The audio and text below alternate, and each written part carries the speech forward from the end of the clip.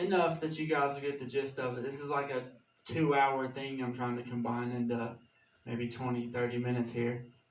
But if you came last Wednesday, then we kind of talked about us, society, all over the world, and how it's not like it used to be. And 10, 20 years from today, it's not going to be like it is now, and it will change for the worst. But that's okay, because that's what's supposed to happen, and how all this is supposed to happen. Doesn't mean we have to like it. Doesn't mean we shouldn't even resist or fight back. But it's okay that it's happening, because it's going to happen. So the end of the beginning, part 2 tonight. Civilization, as we humans have built it up to this point, is ending. I don't mean that as doom and gloom message, although it sounds like that, but it is. But it's okay. Why? Because that's what they do. That's what civilizations do. They end. From the times of Noah, when all of them had to end to start all over anew. From Rome, from the, I don't want to say Tartarian, but Byzantine Empire, to the French Revolution, to the fall of Great Britain, to the fall of the USSR, to the fall of Iraq and all of Saudi Arabia and the Saudi nations. And the civilization we are in right now is in collapse. We are free falling. It's been ending for a while, but think of it as the funeral. People are alive and then they die. But what do they do after they die? Immediately. They embalm them to keep them from decaying, and they put makeup on them. And then you go and look at those in a casket. We are at our own funeral, so to speak. And I don't mean that as doom and gloom, but it's already happened.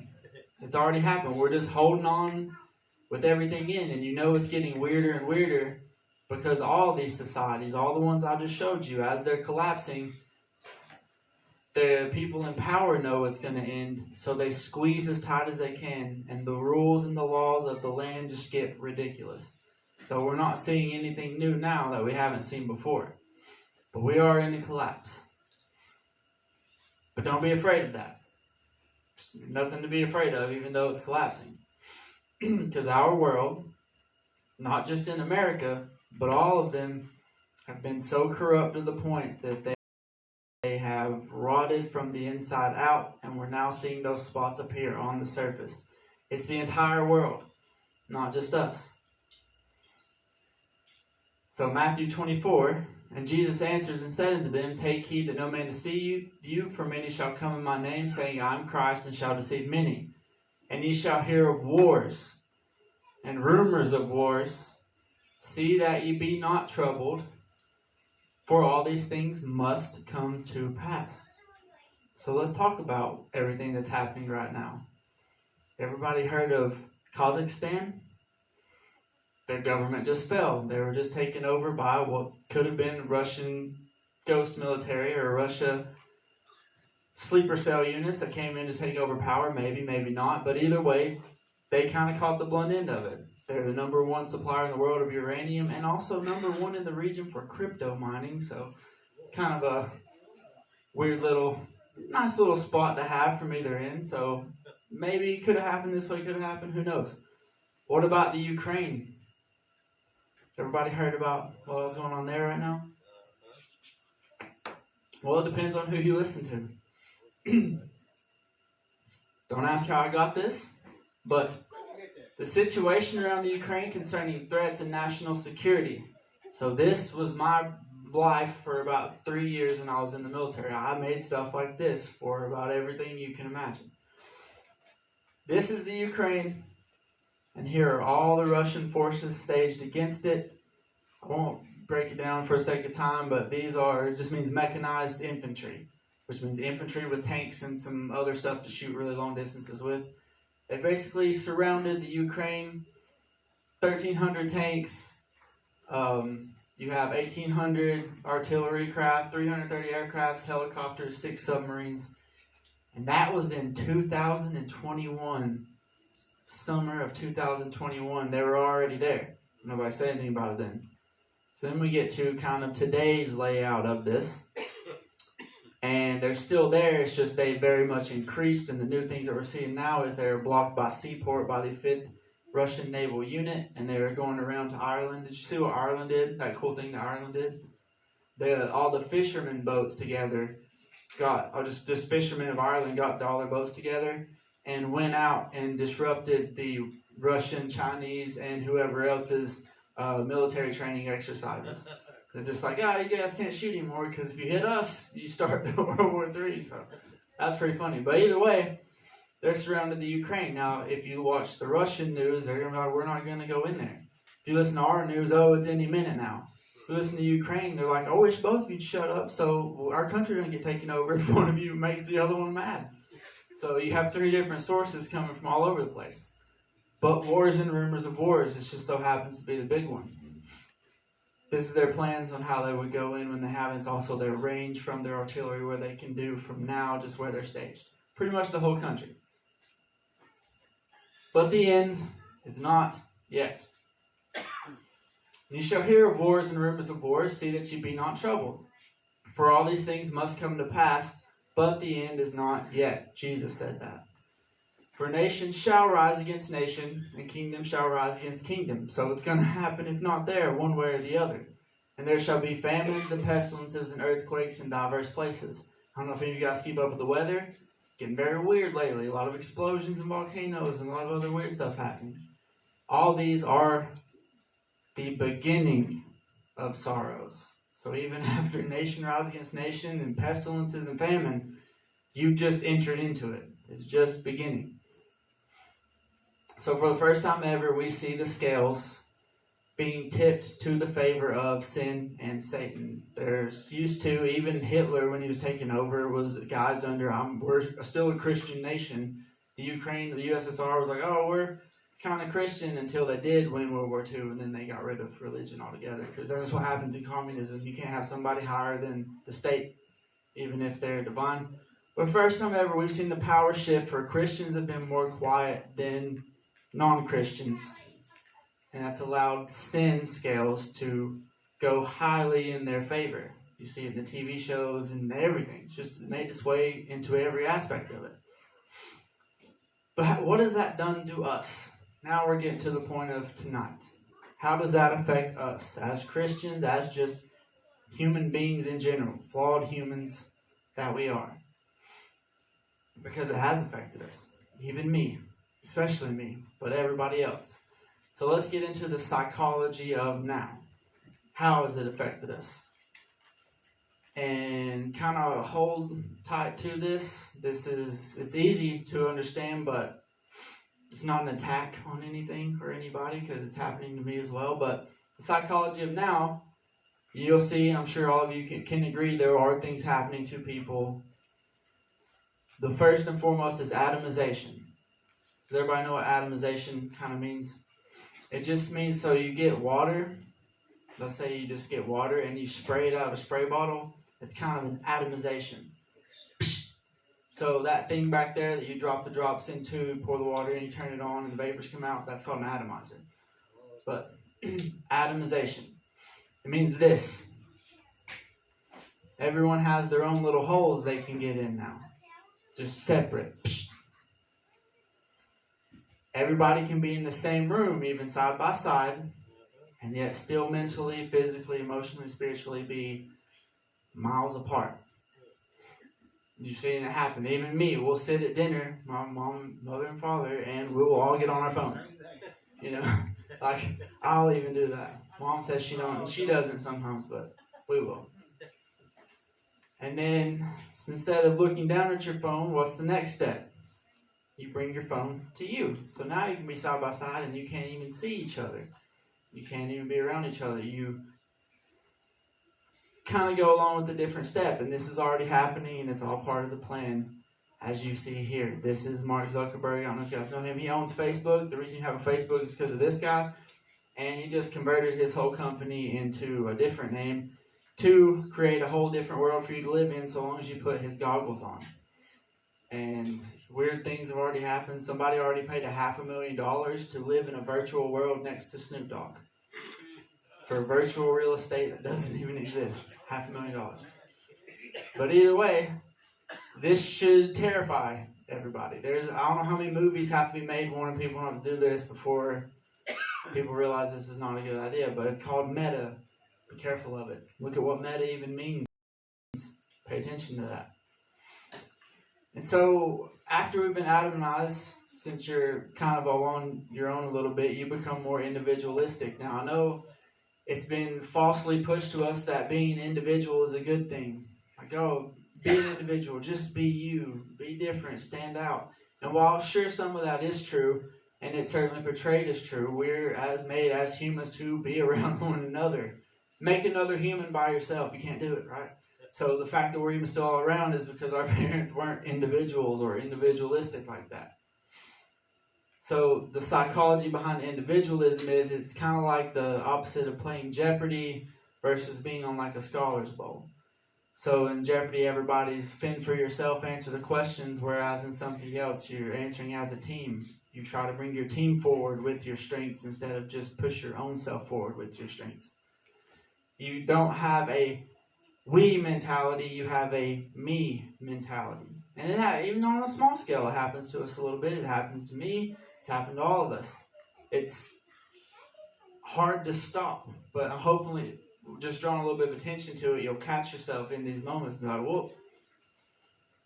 And individualism ultimately leads to like a us versus them type thing. So now that you're individualized, you're on your team, you're not even really on a team with other people, but little bubbles are lighted the same color. You have Republicans versus Democrats, vaccinated versus unvaccinated, this race versus that race. Everything is separate, but has opinions sticking out together to where you can both destroy the same thing and blame other people. And that is the perfect trap to be in if you are somebody in power to get everyone into.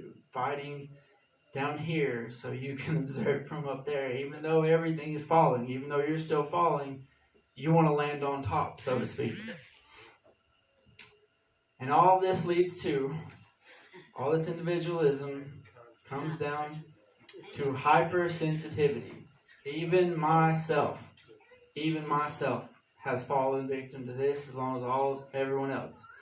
It's falling into our space, and how we feel matters more and more, versus the collective space of everybody else starts to matter less and less. So I'm not saying it as like a conceited thing, just saying it as you might not even know you're doing. You might not be paying attention to that's even happening to you. If I break my phone, oh no, I'm in trouble, versus I'm glad we all have a phone. If something bad happens, I'm sure we can reach somebody because we're all here together or something. It's like the me, and my bubble. So we become sensitized, and it's dangerous to the point that if we are sensitive, that any change in our emotional state automatically sends up triggers and warning flags to us. And unless we are 100% content all the time, we think something's wrong. Well, if I'm not happy, something must be wrong. If I don't like this church, something must be wrong with it. If I don't like this job, something must be wrong with it. When that is not the case, you might not like it, but that doesn't necessarily mean there's something wrong with you or that job. Maybe just not together. You or that church, maybe just not together. But that's kind of what we're falling into. Oh, something is wrong. I don't feel good, so I must be sick. Or something else about it must be sick. But you start to, I don't feel right with anything. I don't fit in 100% anywhere. So it leads to embracing that. So you'll see it a lot more now. So you're new here. This is kind of your first night. Yeah. What's your pronouns? Which ones? Me. See what I mean? Pronouns I. Yeah. You. I. Yeah. What all mental illnesses are you struggling with? You can't get me on that one. Yeah, see? Got them all, but I keep them behind me. So guess what people are starting to do now, believe it or not? It's even been encouraged at our job to do it. It's encouraged in the military to do it. In your name on your emails and your name on all that, they encourage you to put your pronouns. To put your, like, I would be he, him, or whatever, she, her. Well, you can be whatever you want to be, called whatever you want to be. And they do that to get you used to a point, and then it even breaks down further, and you can see on Facebook profiles and all these other places, they're like, hi, my name is Lindsay Taylor, she, her, Zim, and I'm bipolar and schizophrenic. They use that, they wear it kind of as a badge, and you see it everywhere. If I was somebody suffering from bipolar or suffering from schizophrenia, and I've met people that are legitimately suffering with both, to the point that they can't leave their house, not allowed to have driver's licenses, institutionalized, all of that, I would be furious at that new culture of people who embrace it. Because it is legitimate in some cases, but in 80% of these new cases, it is attention. It is one attention. It comes from the hypersensitivity. Well, I don't feel right, so something must be wrong with me. They go to a psychologist or Google some things. Hey, I kind of feel like that sometimes. Boom, I'm bipolar. And it's the cool thing to do now. You're starting to be, wear the badge of it. Wear your meds. So, like, some of us in here have had cancer and recovered from it. It's kind of a weird little trap from that. Because you want to celebrate the recovery. Oh, I'm glad I had cancer and I recovered. You're part of a group of people who survived cancer, and that's awesome. But it's gotten away from that point to where people identify, and it's celebrated like, oh, the cancer is what they want, so they can wear the badge and label it. The sickness is what they want, so they can wear the badge and label it, because they don't feel right, so something must be wrong. So they label it like, oh, now it's not my fault anymore because I have this, because I have that. When really it's just the personification of such things. Even the children's books. The children's books goes down to all little birds have anxiety. It's okay if you're anxious, Billy, and oh, you have autism and something bad happened. How do I deal with it? Bullying, worries. For little kids, they're pushing it all the way down to the kids about, well, start figuring out what's wrong with you. Do you have this? Do you have that? As children, as little children that are weird. So it's just going down to the fact that it is actually celebrated. How to celebrate Mental Health Awareness Month. It goes away from the point you're celebrating the recovery of it to you're celebrating the illness itself from the individualism because of the hypersensitivity. So what kind of world do we want to leave for the kids? Speaking of that. What kind of world would we leave for the kids? Think about the kids now, the kids in generations. What we're teaching them, all these things we're doing to them, we're allowing to happen to them. So just think about it for a second. Are we raising strong warrior poet children? No, we're not. And it's not necessarily their fault. We're the adults, right? So just think about the generation right now. Turn around, you'll see the same picture, right? And times that on the rate we're going by about 4 to 6 times that in the next generations to come, if something doesn't get ahead of it or stop it now. Because this is already happening, but these are the outliers. What happens when everyone starts embracing that? And then now they're the normal ones, and the kids below them are even weirder and more than that. And this gets kind of dangerous, because you're tipping the scale even further and even further and even further until it's going to smack flat. And you're not going to know how to do with it. You're not going to know how to react to it. But worse is, we'll be dead. We will be dead and gone by this point. And they're not going to know how to react to it or what to do. So we've kind of been convinced or been deceived that so far we go on to convince our kids and convince them while trying to prepare them for the same future that no longer exists. The future that I had is not the same future that they're going to go into. The same things aren't going to work anymore. To the point where they're going to be dependent, very dependent, looking for somebody to fix us. Please fix us from an adult. So is that the kind of kids we want? The fix me kids. None of you in here, let me think of a better way to word this. We all in here, except for some of the kids, remember a time before or a time back when we were significantly more resilient. If something happened, I got picked on at school, it's like, well, learn to fight or shut up. Leave me alone. You know, just get over it. Oh, I scraped my knee. Oh, well, I don't care. I'm fishing. Leave me alone. Or just something like that, right? But nowadays, like, everything is made to a big deal. If you told a kid to suck it up, you might get Child Protective Services called on you or something. Like, who knows? But we're creating a handout. Please fix us. And it's only going to get worse and worse and worse, and that's dangerous. We're teaching these kids that they're soft and they're weak and they need things and that they need the state and they need the authority to fix them, when the reality is they don't. They're kids just like you and I were. They're a little bit different, but that's because they've been raised a little bit different, and it doesn't have to be that way.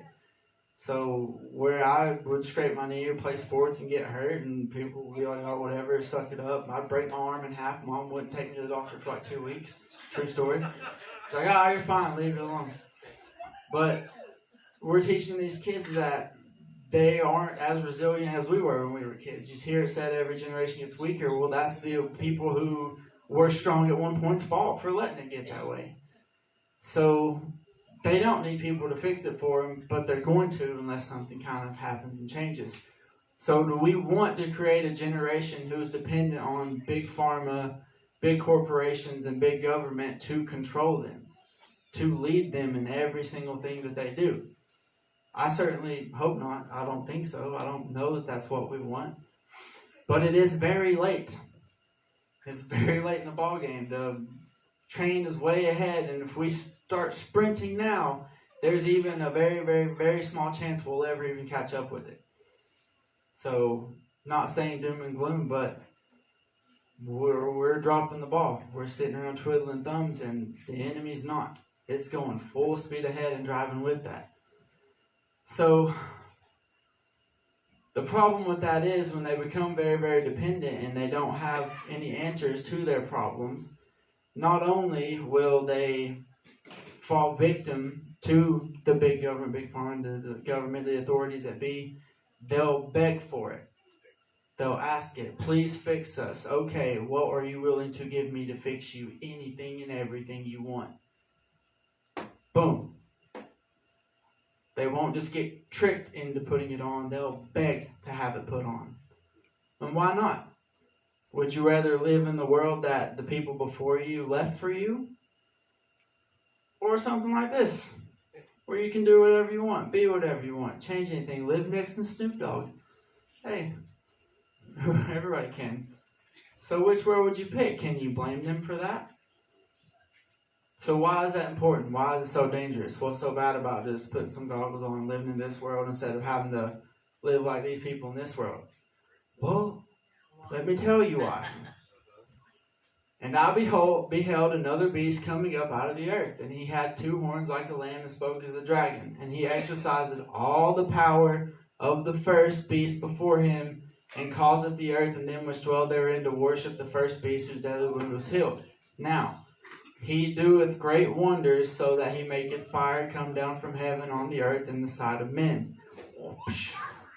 He deceiveth them that dwell on the earth by the means of those miracles which he had the power to do. Where?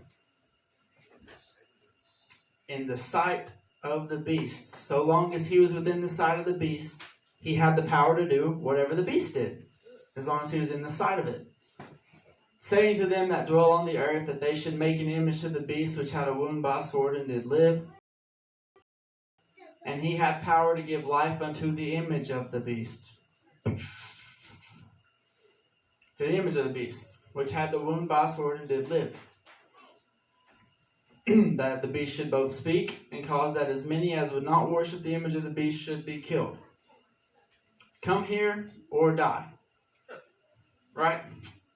And he causeth all, both small and great, rich and poor, free and bond, to receive a mark in their right hand or in their forehead. Why not? Pick your world. We just kind of did, right? Save us. Please help us. It's not going to be a trick. It's not going to be at gunpoint. They're going to make you beg for that mark. So that we might give it to you. Depends on what you give us even. And that no man might buy or sell save he that had the mark or the name of the beast or the number of his name. So not only do you get in, but you can't even buy or sell outside of it. Probably because all the markets are crashed and destroyed that they had to go to fake ones. Walmart's already in there, buddy.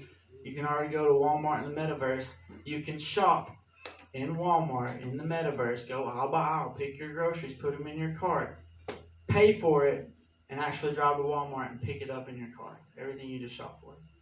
So imagine when the time's going to come where that just happens to show up at your door, which it already can. All they have to do is deliver it to you. To so on and so forth, to where you just live in your goggles. Here is wisdom. Let him that hath understanding count the number of the beast, for it is the number of a man. His number is 666. Why is that bad? The same shall drink of the wine of the wrath of God. You think the meta world's cool. There's still a real world, and you're going to know once it's unplugged, right? Which is poured out without the mixture into the cup of his indignation, and he shall be tormented with fire and brimstone in the presence of the holy angels and in the presence of the Lamb. And the smoke of their torment ascendeth up forever and ever, and they have no rest day or night, who worship the beast in his image, and whosoever receiveth the mark of his name. Remember that mark you just begged to have? That mark that ticket you just couldn't wait for, and you bought all the chocolate to get the golden ticket, right? Here's the patience of the saints. Here are they that kept the commandments of God and the faith of Jesus. You live horribly, you live terribly, you don't go into the metaverse, but you get eternity after it. You don't beg, you don't worry about it. Everything's not fine, that's okay. We're not meant to have everything fine 100% of the time. We're not perfect, nothing's going to be perfect, but we strive towards it, and even if it's not, kind of stoic about it. Like, hey, this is happening, but the Bible said it was going to happen. The Bible's not lying. So I know what to do in this situation, even though it's going to be rough. It's going to be pretty rough. But think about the kids for that. If you don't get out ahead of it now, they're not even going to be ready. We're not ready. Right now we're not ready for when it turns up in actual heat. So think about them for a minute and what they're going to go through. I know everybody says about the mark of the beast and everybody has their own opinion of it. I was just kind of getting behind the psychology of how it's going to be led up to you in your own head and what's going to happen to get you to take it. Like before, even I thought, oh, they're going to put a gun to your head and say, take it or we'll kill you. I wish it was going to be that easy, but it's going to be a lot more sad when you see the Christians that have gone to church but just didn't know and just weren't ready, lining up, begging to take it, bringing their kids, begging them to give it to their kids to get them out of the world that they had already destroyed, because it's destroyed. We're the corpse. We're at our own funeral right now. So that's the end of the beginning, part 2. I hope it was not meant to be doom and gloom. It's just kind of, hey, here's what's happening to us. Be more aware to it. Turn the sensitivity down a whole lot. Be a lot more resilient. And more importantly, we got to work with these ones in the back. They're pretty tough. They're decently tough kids. So, got to prep them. Get them ready. Because they got to keep on going to fight. And I hope I got that point across pretty good. Anyway. I'm done.